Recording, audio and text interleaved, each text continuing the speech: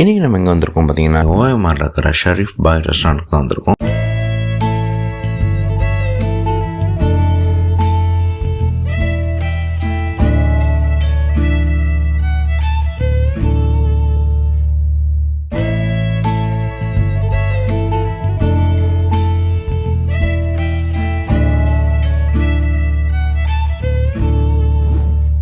இந்த ரெஸ்டாரண்ட் பார்த்தீங்கன்னா Bangalore paste restaurant. சென்னையில் எங்கேயாச்சும் ஒயிட் பிரியாணி கிடைக்குமான்னு தேடின போது தான் இந்த கடை கிடச்சிது. இந்த ரெஸ்டாரண்ட்டில் எப்படின்னா ஸ்பெஷல்னு பார்த்தீங்கன்னா தக்னி முறை அப்படின்னு சொல்லுவோம். அதாவது நம்ம செட்டிநாடு, சைனீஸ், கான்டினென்டல் இப்படி சொல்கிறோம் பார்த்தீங்கன்னா இந்த மாதிரி தக்னி குஷன் முறைப்படி இவங்க குக்கிங் பண்ணிட்டு வராங்க.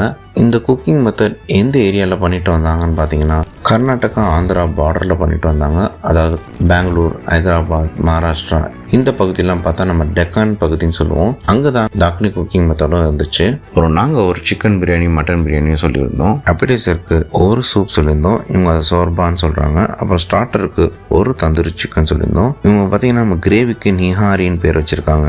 அப்புறம் டீப் ஃப்ரைட் ஐட்டம்ஸ், தவா கறி, அப்புறம் சுக்கா மாதிரிலாம் பண்ணிட்டு வராங்க. இங்கே கிரில், பாபிக்யூ, தந்தூரி எல்லாமே தனித்தனியாக வாங்கிக்கலாம், பிளாட்டராகவும் வாங்கிக்கலாம். ஷீக் கபாப் ஐட்டம்ஸ்னால் கூட பிளாட்டரில் கொடுக்குறாங்க. அதுதான் இங்கே ஸ்பெஷாலிட்டியே. ஸ்டார்டருக்கு ஒரு தந்தூரி சொல்லியிருந்தோம். தந்தூரி பார்த்தீங்கன்னா பீஸ் எஃபிஷியண்ட்டாகவே இருந்துச்சு. ஸோ 2 பேர் சாப்பிட்ற மாதிரி அடிக்குவேட்டாக இருந்துச்சு. டேஸ்ட் பார்த்தீங்கன்னா நம்ம யூஸ்வல் தந்தூரி சிக்கன் மாதிரியே இல்லை. ப்ரிப்பரேஷனும் சரி, டேஸ்ட்டும் சரி வேறு மாதிரி இருக்குது. ரொம்ப டிஃப்ரெண்ட்டாக சூப்பராக இருந்துச்சு.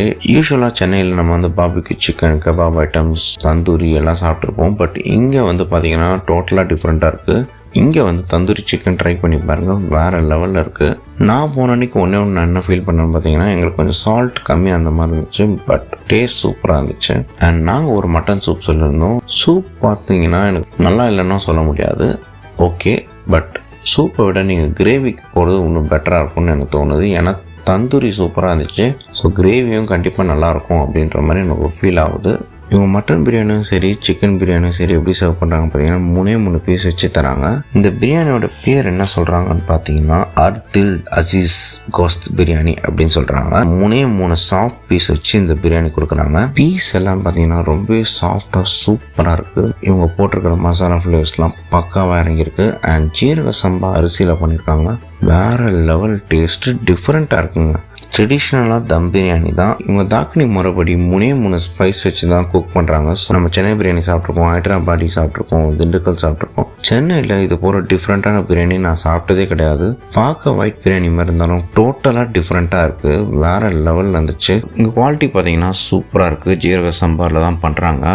ரைஸ் மீட் குவாலிட்டி எல்லாமே சூப்பராக இருக்குது. தந்தூரி மீட் குவாலிட்டியுமே சூப்பராக இருந்துச்சு. அண்ட் குவான்டிட்டியும் பார்த்தீங்கன்னா எஃபிஷியண்ட்டாக இருந்துச்சு.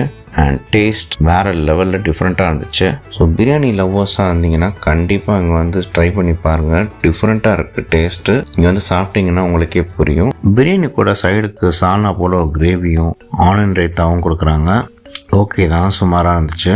அண்ட் தந்தூரி சிக்கன் பார்த்தீங்கன்னா அவங்க மைனஸ் ஒன்று கொடுத்தாங்க. பட் அடிஷ்னலாக புதினா சட்னி மாதிரி ஏதாச்சும் இருந்துச்சுன்னா இன்னும் பெட்டராக இருந்திருக்கும். தந்தூரியில் கொஞ்சம் ட்ரைனஸ் தெரியாமல் இருந்திருக்கும்.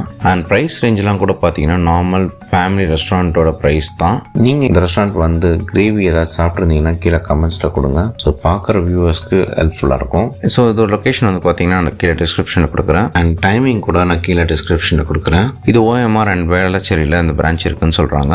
அண்ட் ஆம்பியன்ஸ் கூட அரபிக் தீமில் சூப்பராக இருக்குது. கண்டிப்பாக ஃபேமிலி கப்புள்ஸ் கண்டிப்பாக வந்து இங்கே ட்ரை பண்ணலாம்.